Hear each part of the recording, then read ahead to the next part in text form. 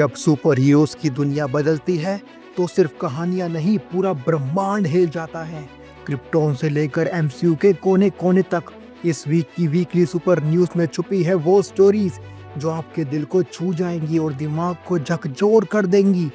Karl के माता पिता की पहली झलक, लेक्स लूथर की डीसीयू में नई चालें, थंडरबोल्ट्स का डिलीटेड मजाक, थॉर की नई ताकत और एक सीक्रेट मिशन, फैंटास्टिक फोर का कॉस्मिक स्ट्रगल और द थिंग की चौंकाने वाली बियर्ड, ब्लेड की बिहाइंड द सीन लड़ाई, पेड्रो पास्कल का जवाब, आयरन हर्ट की कंट्रोवर्सी और निकोलस होल्ट की सुपरमैन को लेकर सबसे ईमानदार कन्फेशन।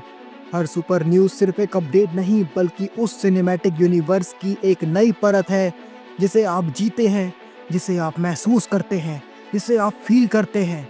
तो सीट बेल्ट कस लीजिए क्योंकि ये है वीकली सुपर न्यूज का नया एपिसोड जहां पर हर फ्रेम में छुपा है एक सुपर हीरो का सच और हर लाइन में बसी है एक नई legacy. Hey super friends, welcome to our channel the super hero universe where legends rise. Now tight your capes and let's assemble. और हमेशा की तरह चलिए शुरुआत करते हैं डीसी के यूनिवर्स की सारी वीकली सुपर अपडेट्स के बारे में। तो उसमें सबसे पहली है कार्ल के क्रिप्टोनियन पेरेंट्स के रिगार्डिंग। जेम्स गन की सुपरमैन मूवी में कार्ल के क्रिप्टोनियन माता पिता की कास्टिंग हो चुकी है और ये नाम आपको चौंका देंगे। ब्रैडली कूपर बनेंगे जोर-एल यानी कार्ल के क्रिप्टोनियन फादर। अगर आपने अभी तक नहीं पहचाना तो ब्रैडली कूपर कोई और नहीं बल्कि वही एक्टर है जिन्होंने आवाज दी है एमसीयू में रॉकेट कैरेक्टर को।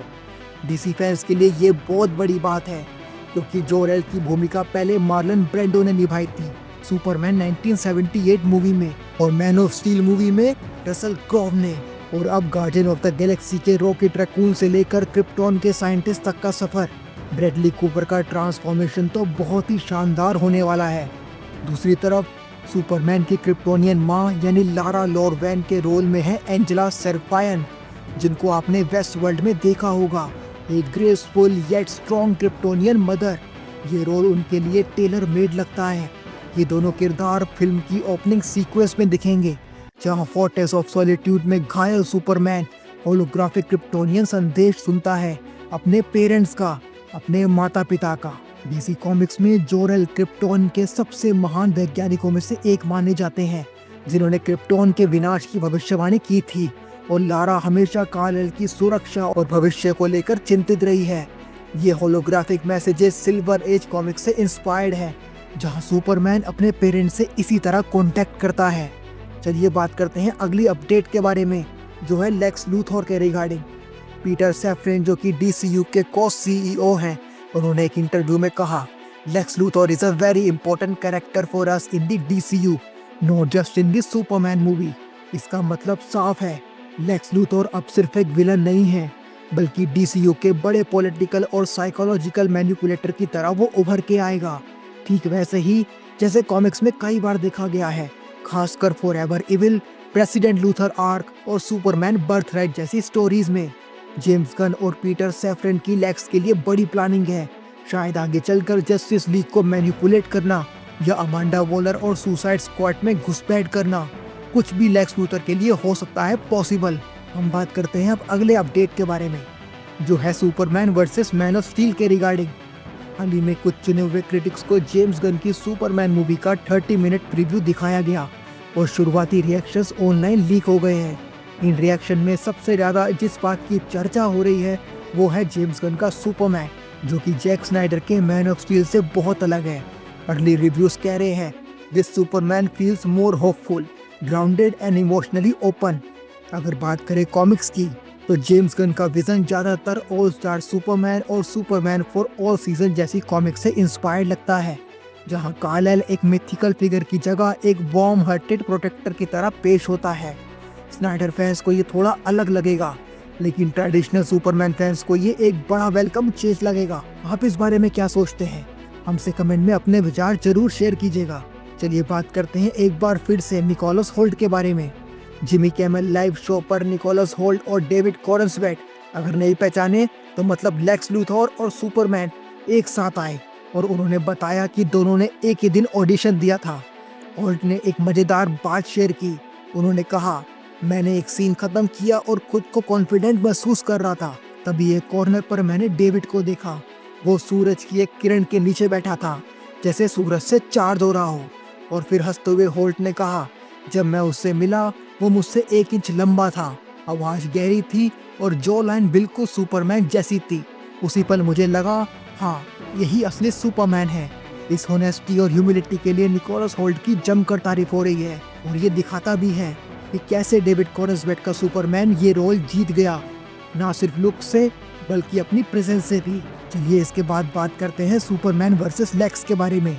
जिमी किमेल लाइव पर ही एक नई सुपरमैन क्लिप को रिलीज किया गया, जिसमें सुपरमैन और लेक्स लूथर आमने सामने हैं। ये सीन शुरू होता है सुपरमैन की एंट्री से, जो वो लेता है लेक्स लूथर के ऑफिस में।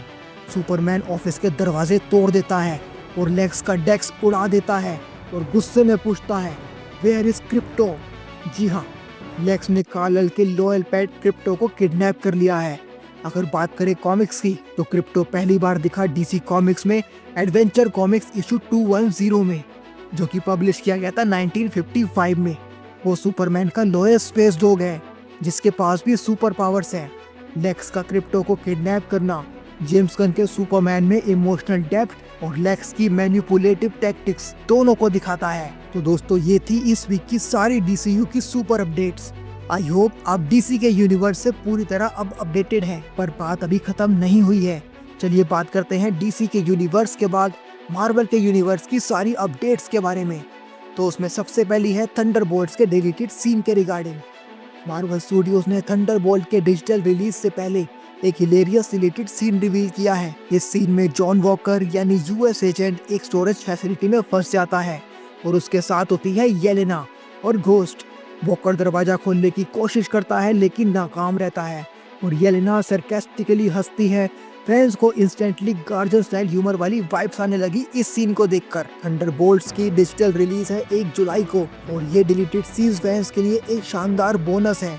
क्या आपको पता है थंडरबोल्ट्स की शुरुआत कॉमिक्स में हुई थी 1997 में, जहां एंटी हीरोज और विलन्स को एक टीम में लाकर हीरो बनाने की कोशिश की गई थी। ये ह्यूमरस टोन उसी ओरिजिनल एसेंस को रिफ्लेक्ट करती है। चलिए अब बात करते हैं थॉर के बारे में। क्रिस हेम्सवर्थ, जो कि थॉर का किरदार निभाते हैं एमसीयू में, उन्होंने अपनी नई एवेंजर्स मूवी के लिए वर्कआउट शुरू कर दिया है। लेकिन इस बार उनका ट्रेनर ल्यूक कुछ और ही बोला।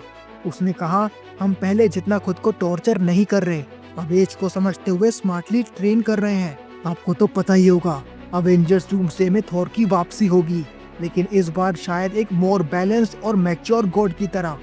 अगर बात करें कॉमिक्स की, तो अवेंजर्स फॉरएवर और एज ऑफ अल्ट्रॉन जैसे कॉमिक आर्क्स में थॉर ने एक्सट्रीम पावर से ज्यादा विजडम और रिस्ट्रेंट का रोल निभाया है। इसके बाद अगला अपडेट है ब्लेड मूवी के रिगार्डिंग। एक्समैन 97 के क्रिएटर डी मायो ने ब्लेड मूवी की डिलेस को लेकर कुछ कहा है। उन्होंने कहा, Marvel studios remains their own worst enemy. उन्होंने ये स्टेटमेंट तब दिया जब एक आर्टिकल सामने आया कि मार्वल ने ब्लेड के ओरिजिनल राइटर डेविड गोयर का ऑफर ठुकरा दिया। डेविड गोयर को खुद एक्समैन 97 के प्रीमियर से पहले हटा दिया गया था, लेकिन सीजन 2 में उनके क्रेडिट्स अभी भी हैं। अगर बात करें कॉमिक्स की, तो ब्लेड पहली बार हमको दिखा टूम ऑफ ड्रैकुला इशू 10 में, जो कि पब्लिश किया गया था 1973 में, और उसने हमेशा मार्वल के डार्कर सुपरनैचुरल यूनिवर्स को रिप्रेजेंट किया है। आप ब्लेड की मूवी के लिए कितना एक्साइटेड है, हमको कमेंट्स में जरूर बताइएगा। चलिए बात करते हैं अगली अपडेट के बारे में, जो है मिस्टर फैंटास्टिक यानी रीड रिचर्ड्स के रिगार्डिंग, जिसका रोल निभा रहे हैं पेड्रो पास्कल। पेड्रो पास्कल ने वैनिटी फेयर से बात करी और कहा, I am aware of the backlash, he is too old, he needs to shape, I get it. Pascal ने ग्रेस और वल्नरेबिलिटी से एक्सेप्ट किया कि वो फर्स्ट फैन चॉइस नहीं थे मिस्टर फैंटास्टिक के लिए, लेकिन वो दिल से इस रोल को निभा रहे हैं। अगर आपको पता ना हो तो बता दें, रीड रिचर्ड्स का मैच्योर और थॉटफुल पर्सोना कॉमिक्स में भी दिखता है, जैसे कि जोनाथन हिकमैन्स फैंटास्टिक फोर में।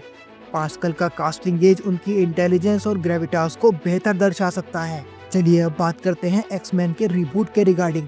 जैक स्काइरर, जो थंडरबोल्ट्स के डायरेक्टर हैं, उनसे पूछा गया क्या वो एक्समैन रिबूट डायरेक्ट करेंगे, तो उनका जवाब इवेसिव था। उन्होंने कहा, even if I were confirmed, I couldn't say anything. मतलब मार्वल ने सीक्रेसी बनाए रखी है, लेकिन पॉसिबिलिटीज खुली हैं।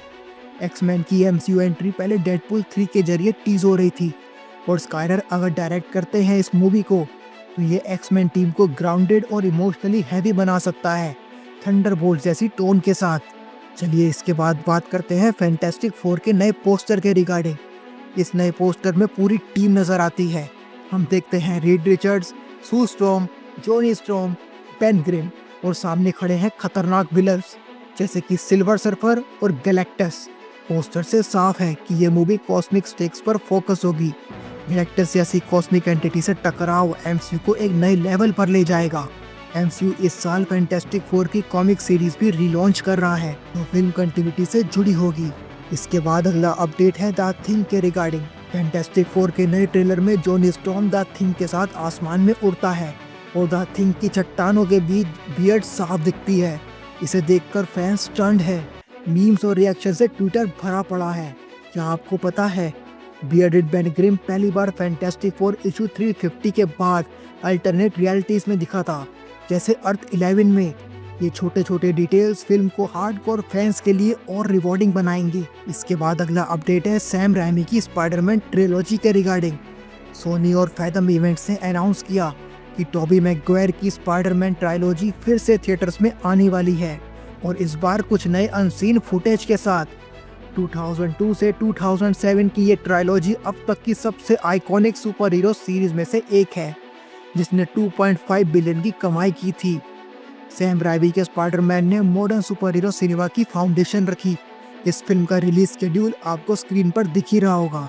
आप बताइए कमेंट्स में, आप स्पाइडरमैन को दोबारा देखने के लिए बड़े पर्दे पर कितना एक्साइटेड है? क्या आप वापस स्पाइडरमैन की ट्रायलॉजी को थिएटर्स में देखने जाएंगे? हमको कमेंट्स में जरूर बताइएगा। इसके बाद अगला अपडेट है थॉर के एक नए प्रोजेक्ट के रिगार्डिंग।